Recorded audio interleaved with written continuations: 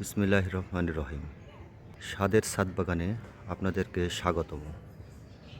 আজকে দেখাবো আমার স্বাদের ছাদ বাগানের কিছু খণ্ডচিত্র। ছাদেও যে সবজি চাষ করা সম্ভব, এটা আপনারা না দেখলে বুঝতে পারবেন না। এটা বেগুন গাছের চারা। আজ থেকে 20 দিন আগে এই চারাটা আমি নিয়ে এসেছিলাম। পটিং করার পর চারাটা সতেজ হয়ে উঠছে, যদিও কিছু পরিচর্যা করা লাগে। এটাও একটা বেগুন গাছের চারা, একই সাথে নিয়ে এসেছিলাম। দেখেন কত সুন্দর সতেজ হয়ে আছে।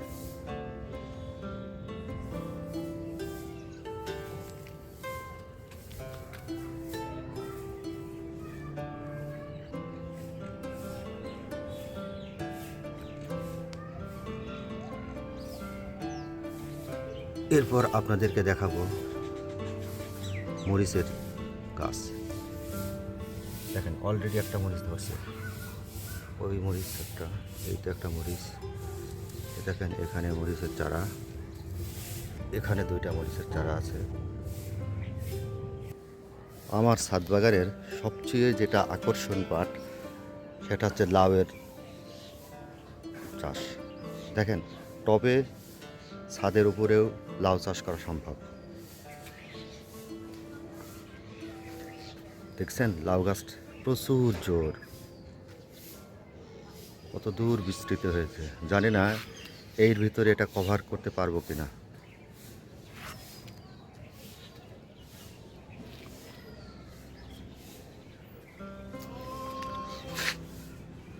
অলরেডি দেখেন অলরেডি লাউয়ের ডগায় লাউ ধরার জন্য প্রস্তুত হয়ে যাচ্ছে। ওই দেখেন একটা ফুল, কিভাবে ফুলটা ধরছে দেখেন।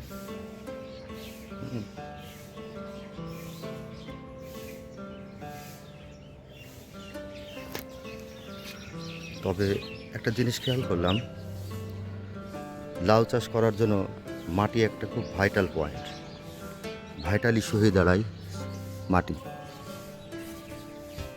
দেখেন এখানকারের মাটিটা দেখেন, মাটিটা খুব ঝুরঝুরে, কিন্তু মাটির ভিতরে কোনো কাদা মাটি নেই, বাট ময়েশ্চার আছে।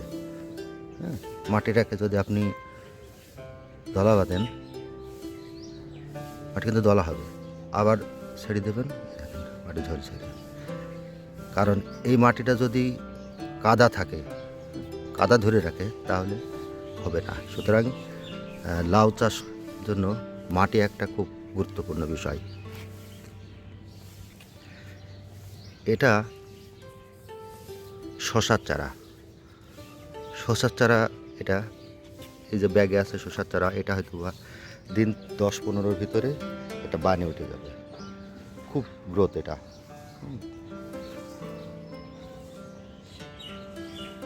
আপনাদের এর পরে যেটা দেখাবো আকর্ষণীয় পাট, সেটা হচ্ছে টমেটো। দেখেন কি পরিমাণ টমেটো টবে।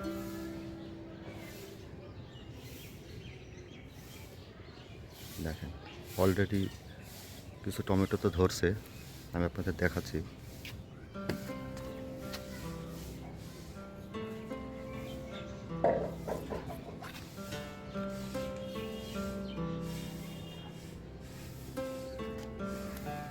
এটা ক্যারোটে।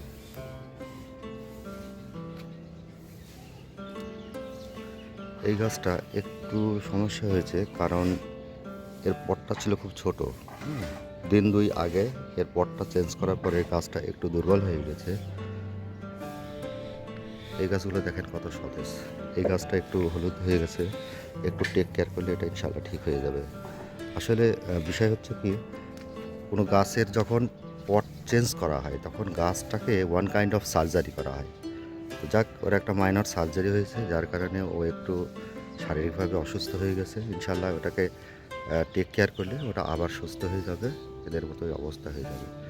তো আসলে যাক, ভালো থাকবেন সবাই ইনশাল্লাহ, আর আমার জন্য দোয়া করবেন। এটা একটা শখের বিষয়, বাণিজ্যিক কিছু না। নিজের কাজ নিজে করে সবজি উৎপাদন করা, এটা এর মজাই আলাদা।